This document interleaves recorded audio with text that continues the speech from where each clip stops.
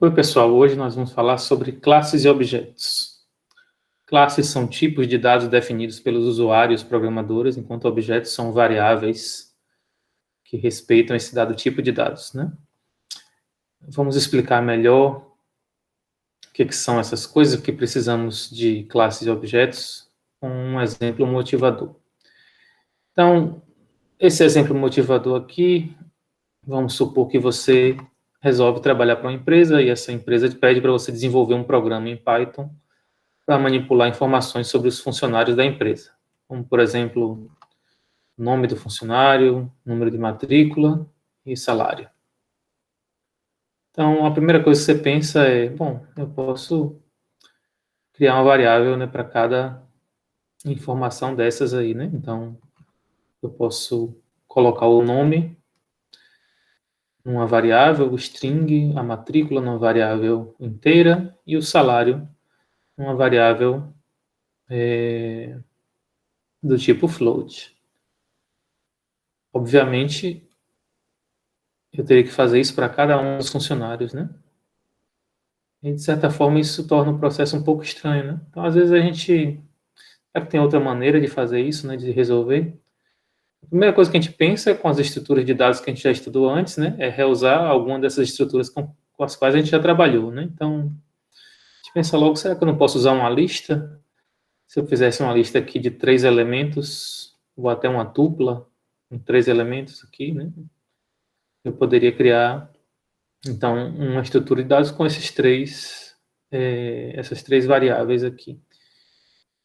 E aí bom, esse é uma solução, né? Mas tem uns problemas, né, ao usar listas como essa solução. O problema é que elas têm um lado bom, que agregam, né, e agrupam todas as informações do funcionário, mas eu tenho que ficar lembrando, né, onde está cada uma delas, né? Eu tenho que lembrar que no índice 0 vai estar o nome, no índice 1 vai estar a matrícula e no índice 2 vai estar o salário. Isso é uma coisa bem inconveniente, né? A gente ficar associando números a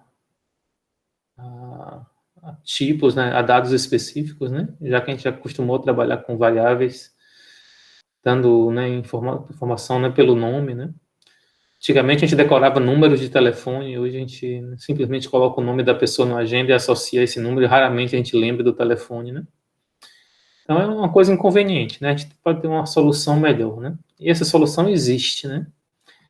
E é uma maneira muito mais simples de agrupar, né, um conjunto de dados, né, de um conjunto de variáveis de tipos diferentes.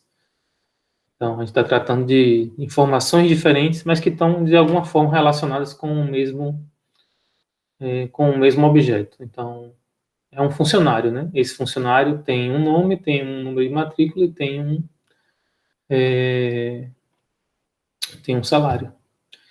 Então, a gente vai, então, trabalhar com esse tipo de estrutura de dados, né, que a gente chama de classe, né? Em outras linguagens, elas têm, às vezes, outro sentido. Numa linguagem como C, as estruturas de dados definidas pelos usuários são chamadas de estruturas ou structs. Nas linguagens orientadas a objeto, e Python, né, funciona como uma linguagem orientada a objeto. Então, tem Python, como Java, como C Sharp e outras linguagens orientadas a objeto, a gente usa a estrutura de classe. O que é interessante numa estrutura de classe é que o usuário é que define como esses dados são organizados. Quando eu falo usuário, não o usuário final que está usando o programa, né, mas o usuário desenvolvedor, aquele que vai organizar o programa. Em vez de usar uma lista ou usar uma variável string, né, que são tipos que são definidos pela própria linguagem Python, ele vai criar o seu próprio tipo, né, o seu dado organizado do jeito que o usuário programador quer. Bom, essas classes, então, permitem agrupar variáveis de tipos diferentes, né? O exemplo ali cabe muito bem, né? Que são os, né, nome, salário e matrícula, todas de tipos diferentes. Bom, as variáveis que existem dentro de uma classe, que a gente chama de atributos ou membros da classe. Atributo é o nome mais comum é usado em português. Em inglês, às vezes, a gente chama de field como campo, né? Em português, a palavra que a gente convencionou chamar dessas variáveis, né, que estão dentro da estrutura de classe, né, elas são os atributos. Cada uma delas tem um nome diferente, mas existe uma forma, elas se relacionam entre si através de um nome comum. E esse nome comum vai ser o nome da classe. E é claro, né, a gente está falando de classe, a gente está falando do tipo de dado, né, que o usuário programador vai criar. Mas é claro que não basta a gente falar do tipo de dado, né, a gente, dentro de um programa, tem que usar variáveis. Então, por exemplo, a gente aprendeu a trabalhar com tipos de dado string e a gente cria variáveis string, né, para poder guardar textos, né? Mas o tipo de dado é string. Aqui a classe é um tipo de dado. Então a gente poderia criar uma classe do tipo funcionário, né, para guardar informações relativas a funcionários de uma empresa, mas a gente pode criar um objeto como um exemplar de uma classe. Então é como se a classe fosse o molde, né, com o qual eu crio um objeto. Então, um objeto vai ter as variáveis que são definidas na classe, mas o objeto é uma variável também. Já uma classe não é uma variável, é apenas o que eu digo, né, que eu chamo de tipo de dado. Bom, como é que a gente define uma classe em Python, né? A gente tem um padrão, né, a gente segue um modelo, né, de criação de classes, do mesmo jeito que a gente tem um modelo para criar funções. Que para criar uma classe a gente usa uma palavra-chave chamada class, né? Que se refere a uma classe. E a gente tem um rótulo que é o nome da própria classe. Em nosso exemplo ali seria, por exemplo, funcionário ou empregado. Esse seria um rótulo adequado para definir aquele tipo de dado.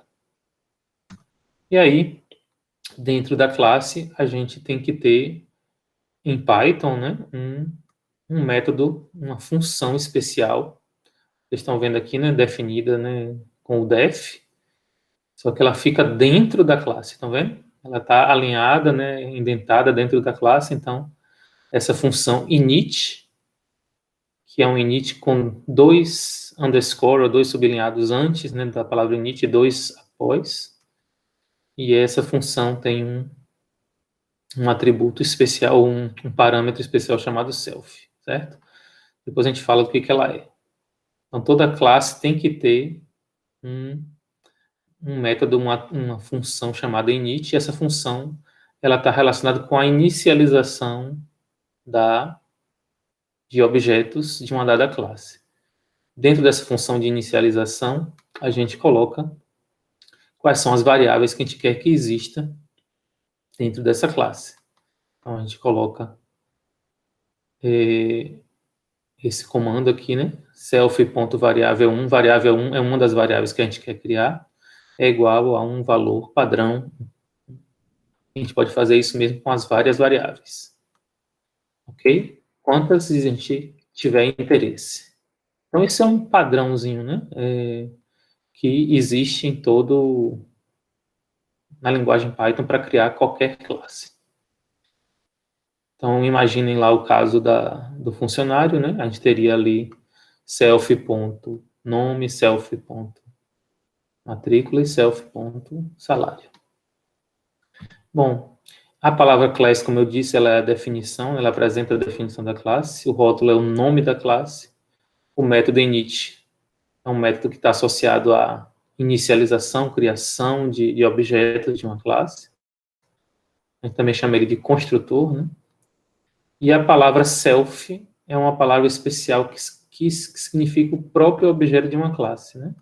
Em algumas linguagens ela fica escondida, em outras linguagens ela tem outro nome, às vezes é usado o pronome em inglês this, que significa este, né? E aqui self é o próprio objeto de uma classe. Depois a gente vai ver por que, qual o motivo de fazer isso, né? Mas enfim, toda variável que tiver um self antes, você já sabe que é uma variável que existe dentro daquela classe, né? Uma variável é um atributo da classe. Certo? Então, qualquer coisa que é referenciada, né, dentro de qualquer método com self é um atributo. Então, é diferente de uma variável local. Né? Uma variável local não precisa de self. Ela pode ser definida dentro de uma função, como vocês já aprenderam a fazer. E poderia existir também, né, variáveis locais aqui em classes. Mas aqui o que eu estou chamando a atenção é que variáveis do tipo atributo, que são aquelas variáveis que a gente está, né, querendo, né, agregar e agrupar em torno, né, de um mesmo conceito aqui, que é o conceito da classe funcionário, por exemplo, ou de uma classe qualquer, né, dada por um rótulo, elas têm sempre essa característica. Ok? Isso aqui é uma visão geral, meio alto nível, né, de por que a gente precisa de classes, quando a gente deve pensar em criar classes, o que são objetos e como, né, como criar uma classe. Então eu paro por aqui. Pensem um pouquinho sobre possíveis classes que vocês fariam e quais seriam os atributos que essas classes teriam. Né? Então, pensando nisso, pensem em contextos de programação que vocês trabalharam ou gostariam de trabalhar, que tipo de classe vocês fariam.